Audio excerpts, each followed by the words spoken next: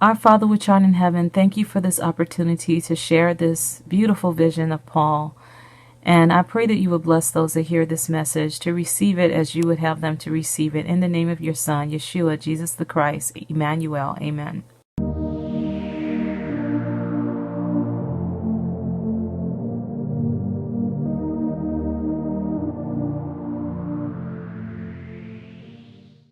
So I had this vision, I want to say a few days ago or up to a week ago. And I didn't share it because I felt like it was something that the Lord just meant for me. I didn't think that he wanted me to share it. And I didn't have any confirmation to share it. You know, it's not the only vision I've ever seen that I didn't share. And so all of a sudden yesterday, I was bombarded with confirmation after confirmation to share this vision. It was just pretty obvious that the Lord wanted me to share it. So here I am. And that was, late last night. I said I would do it today. So what happened was I was in the middle of reading the Bible about Paul and how he was ministering.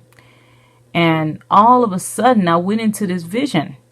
And now I'm like standing in the audience as he's ministering. I don't recall what he was saying, but I got what the Lord wanted me to get.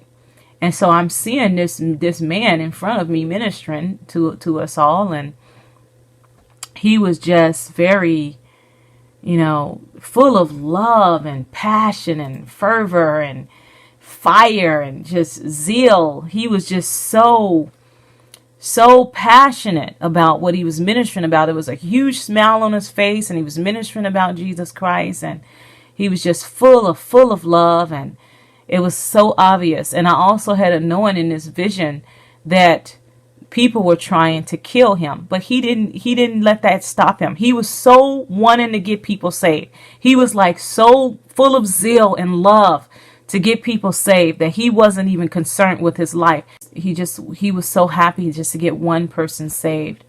And that fire that was in him, it's so wonderful. I mean, I want so badly for you all when I share these things for you to be able to see what I saw, but I don't know how to do that. I can't do that. But I'm telling you, it was so full of zeal, so full of love. And I felt that it was early in his ministry. And I say I felt that way, not necessarily because the vision told me that, but because, this time I just felt that way because he didn't look old. I always imagined that Paul would look very old, and how I've seen him in the movies. But he did not look old. I would say that he looked like he was maybe in his early 30s or less. He didn't look that old. And he was not a bad looking guy. He was actually quite handsome.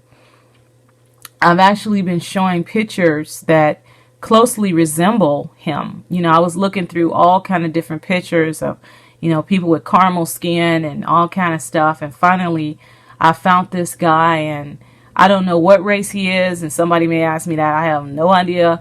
I don't know who he is. I just saw him and I said, wow, he looks a lot like Paul. Because his skin was like his, and he had that black, like thick hair. And, that is what I saw. And so for some reason, God allowed me to see that. So I wanted to go ahead and include that for you all as well. That's just what he looked like. So, and in the pictures that I've been sharing, his hair was a little bit longer than that though, but not too much longer, just because it was down. This guy's hair is like going straight up. His hair was going down. So maybe it was the same length. I don't know, but it was just going down. But anyway, I saw him. He was full of love, full of happiness, full of zeal, full of fire. So make sure that you keep your passion when you're ministering. Make sure that every time you see someone get saved, you cry, and it matters to you that you are exuberant to minister, exuberant to share the gospel. Even if you have, people that are opposing you, don't let that in your spirit. What I have learned to do is when I'm dealing with someone and they're kind of wacky, or, they are, talking crazy, and, you're wondering, have they drinking the Kool-Aid and things like that, to immediately start praying for them. I've learned to do that. Just go into prayer for them and just start praying, because that'll keep it from getting into your spirit, because those things can get into our spirit as ministers. And who am I calling ministers? Anyone that is a Christian should be ministers for God. We should all be ministering for God. and so telling somebody about our faith, leading people to the Lord, whatever it may be. So when you do that, Satan will send people to you they know how to get under your skin. They know how to be, really wacky. They know how to push your buttons, but don't let that into your spirit. Just pray for them, bless them, do it immediately. And that's what I want to encourage you all, and keep your zeal. I love you all. God bless you. Bye.